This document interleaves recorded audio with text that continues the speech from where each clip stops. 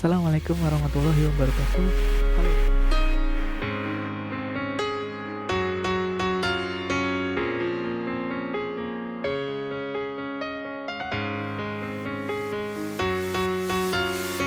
Oke, assalamualaikum warahmatullahi wabarakatuh. Kembali lagi bersama saya Ridwan Hasim di channel Pendidik Petualang. Di video kali ini saya ingin membahas tentang soal TWK karena bentar lagi kita mau masuk tes CPNS, kemudian kedinasan juga sekarang sudah mulai tes. Nah, ini video untuk kawan-kawan sekalian karena soal TWK sekarang berbeda dengan TWK di tahun-tahun sebelumnya. Sekarang full penalaran dan soal-soal seperti ini membingungkan biasanya untuk kawan-kawan para pemula atau yang baru lulus fresh graduate, kemudian yang sebelumnya juga tidak pernah mengikuti tes CPNS atau kedinasan atau TNI Polri. Nah, langsung saja untuk mempersingkat waktu, kita ke soal pertama ya. Peneliti Forum Masyarakat Peduli Parlemen Indonesia (Formapi), Lusius Karus menilai wacana masa jabatan presiden hingga 3 periode tidaklah tepat. Lusius mengatakan wacana tersebut berbahaya bagi demokrasi di Indonesia. Lusius menuturkan sebagai sebuah sistem, wacana masa kepemimpinan presiden 3 periode dinilai bisa menghambat regenerasi. Pihaknya mengatakan seharusnya sistem yang ada saat ini diperkuat. Sebagai sebuah sistem, demokrasi menjamin regenerasi dan kesinambungan pemimpin termasuk presiden. Wacana di atas kaitannya dengan demokrasi sangat erat dengan Pancasila. Demokrasi terbentuk karena konsistensi sebuah sistem yang kuat. Maka idealnya sebuah sistem yang kuat dan kokoh mencerminkan A. Sila kedua, B. Sila ketiga, C. Sila keempat, D. Sila kelima, dan E. Sistem yang sesuai zaman. Nah, oke, kawan-kawan di sini jangan terkecoh oleh narasi soal ya. Sekali lagi, jangan terkecoh oleh narasi soal. Jika kita fokus pada narasi soal, maka kita akan bingung. Apalagi nanti ketika di soal terdapat dua nilai pengamalan Pancasila yang berbeda atau bahkan lebih. Nah, karena ini adalah penalaran, full penalaran. Maka untuk soal tipe seperti ini, kawan-kawan harus fokus dulu kepada pertanyaannya. Nah, pertanyaan di sini adalah, maka idealnya sebuah sistem yang kuat dan kokoh mencerminkan apa? Kalau kita balik lagi ya, sebelum kita membahas masalah langsung ke soalnya, kalau kita fokus kepada narasi soal, maka kita di sini akan terjebak pada sila keempat. Mengapa sila keempat? Karena di narasi yang banyak keluar adalah tentang demokrasi di Indonesia.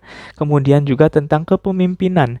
Kalau demokrasi kemudian kepemimpinan, taruhlah masa jabatan presiden, maka kita nanti terjebak pada sila keempat. Jawabannya nanti sila keempat.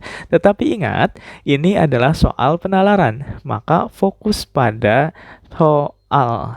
Maka kembali lagi, idealnya sebuah sistem yang kuat mencerminkan di soal, di jawaban itu hanya sila kedua sampai kelima, kemudian sistem. Nah, di sini kita harus lihat bahwa kalau soalnya tipe seperti ini berarti sila kedua itu kan intinya adalah kemanusiaan, ketiga persatuan, keempat kerakyatan, dan kelima keadilan. Maka di sini idealnya sistem yang kuat dan kokoh harus mencerminkan persatuan Indonesia. Jadi jawabannya yang B. Kenapa harus persatuan Indonesia? Balik lagi ke pertanyaan ini. Maka idealnya sebuah sistem yang kuat dan kokoh. Dengan sistem yang kuat dan kokoh, maka demokrasi kita akan menjadi baik. Mengapa kuat dan kokoh hubungannya dengan sila ketiga? Karena sila ketiga adalah persatuan dulu. Karena dengan adanya persatuan, maka sistem yang bisa dibangun sekuat apapun, sekokoh apapun bisa semakin kuat. Kenapa? Karena bangsa Indonesia ini erat kaitannya dengan multikultural dan pluralisme yang ada di Indonesia. Berbeda-beda. Maka untuk sistem demokrasi yang kuat, kita harus mencerminkan sila persatuan. Nah, bentar lagi pemilu ya teman-teman. Jadi perlu untuk memperkuat persatuan dan kesatuan. Sistemnya yang harus dibangun itu terlebih dahulu. Gitu jawabannya. Jadi kalau kawan-kawan mau ingin cepat ya, ini belajar dengan saya yang tadinya rumit jadi mudah insya Allah. Ya, dengan bimbingan Allah. Nah, kalau mau cepat gini aja. Soal muncul, kemudian panjang, baca langsung soalnya. Maka idealnya sebuah sistem yang kuat dan kokoh mencerminkan, ini kelihatan sila persatuan. Berarti jawabannya yang B. Itu kalau mau cepat. Tapi kalau mau dibaca juga nggak apa-apa. Tapi kalau mau cepat dan sudah bisa kelihatan jawabannya, ya kawan-kawan tinggal langsung baca soalnya saja. Kalau soalnya tidak perlu untuk melihat narasi seperti soal ini, ya berarti kawan-kawan tinggal langsung bisa menentukan jawabannya. Oke, jadi jawaban ini yang B ya kawan-kawan ya. Sila ketiga. Nah, berikutnya Kapolda Sumatera Utara Irjen Agus Andrianto menyebut bahwa SA 51 tahun pelaku penusuk Wiranto terpapar radikalisme saat merantau ke Jawa. Dari pemeriksaan polisi tidak ditemukan tanda-tanda keterkaitan antara keluarga SA dengan jaringan teroris Jamaah Ansarut Daulah JAD. Jaringan yang diklaim polisi sebagai pemapar paham radikal kepada SA dan istrinya FA. Kapolda juga mengatakan bahwa SA telah pindah dari rumahnya di Jalan Al-Faqqa 6 yang tergusur karena proyek tol. Keluarga SA telah menerima ganti rugi dari penggusuran itu. Dari deskripsi di atas, tersangka terpapar radikalisme sebagai akibat kesalahan dalam pemahaman agama yang bertentangan dengan Pancasila pada sila. Ingat kawan-kawan, langsung baca soalnya dulu. Ya, soalnya apa? Tersangka terpapar radikalisme jelas sila pertama karena terpaparnya ya. Nanti hubungannya bukan dengan sila persatuannya. Karena terpaparnya berarti pemahaman agamanya saja. Sebagai akibat kesalahan dalam pemahaman agama. Pemahaman agama jelas sila pertama yang bertentangan dengan Pancasila sila ya jawabannya sudah jelas sekali, ketuhanan ya. Jadi sekali lagi kawan-kawan tidak perlu baca dari atas karena kalau dari atas ini bingung. Nah, ini tipe soal yang membingungkan kalau kita belum tahu kuncinya. Karena kalau dibaca dari atas di sini ada kata kunci radikalisme ya sila pertama. Kemudian pemeriksaan polisi. Pemeriksaan polisi itu nanti bisa sila kelima. Kemudian mana lagi? Tergusur karena proyek tol. Ini juga nanti bisa sila kelima. Ganti rugi dan penggusuran, nah itu juga ya. Ini juga kalau kita langsung baca soalnya tidak akan terjebak dalam narasi soal. Ini soalnya sudah sangat jelas sekali. Tersangka, ingat ya, titik tekannya adalah tersangka terpapar radikalisme sebagai akibat dari kesalahan pemahaman agama yang bertentangan dengan sila pertama, ketuhanan yang Maha Esa. Itu ya, jadi gampang sekali kawan-kawan. Oke, satu lagi. Dalam peringatan HUT Republik Indonesia, ada orang yang tidak mau memasang bendera merah putih di halaman rumahnya. Mereka juga tidak mau memberi hormat kepada bendera merah putih. Sikap tersebut bertentangan dengan sila ke 1, 2, 3, 4, atau 5. Oke, dari sini sudah kelihatan ya kawan-kawan ya. Kata kunci di soal ini adalah tidak mau masang bendera merah putih. Bendera merah putih ini adalah identitas nasional. Identitas nasional itu berkaitan dengan nasionalisme.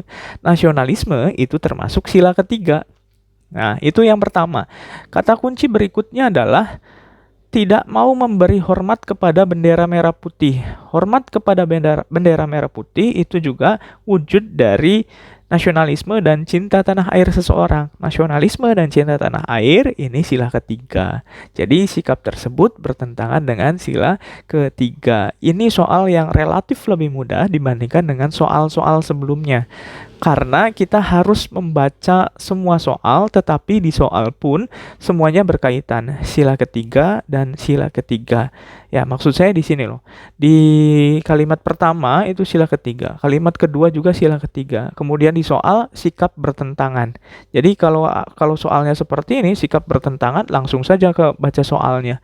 Sikap apa yang dilakukan oleh orang tersebut? Tidak mau masang bendera yang pertama, kedua tidak mau memberi hormat. Yang ketiga kata kuncinya tentu bendera merah putih.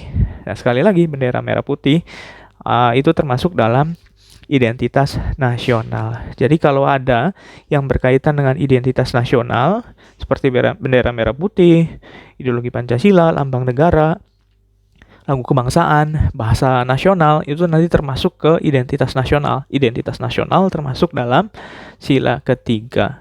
Ya, jadi ini jawabannya sudah lebih mudah dibandingkan soal-soal sebelumnya. Jawabannya yang C. Itu kawan-kawan, video pertama dari saya di soal CPNS, ya, prediksi soal CPNS 2023. Dan tentunya juga sekolah kedinasan, TNI Polri juga. Jadi apabila kawan-kawan menyukai video ini dan penjelasan saya lebih mudah dipahami, silahkan jangan lupa like, comment, share, dan subscribe. Ingat, untuk subscribe, like itu gratis. Jadi silahkan di like dan subscribe ya, sebagai bagian dari saling menghargai satu sama lain. Saya lebih semangat menyempatkan waktu mengajar saya untuk bisa membuat soal seperti ini untuk kawan-kawan. Tentu saya akan termotivasi ketika kawan-kawan banyak yang like dan subscribe video saya. Juga mungkin ada ya keberkahan ya dengan like dan subscribe di channel ini ketika kawan-kawan menyimak video dari saya. Jadi saling menguntungkan dan insya Allah nanti bisa lolos di tes CPNS 2023. Sekian dari saya, mohon maaf atas segala kekurangannya. Akhir kata, wassalamualaikum warahmatullahi wabarakatuh.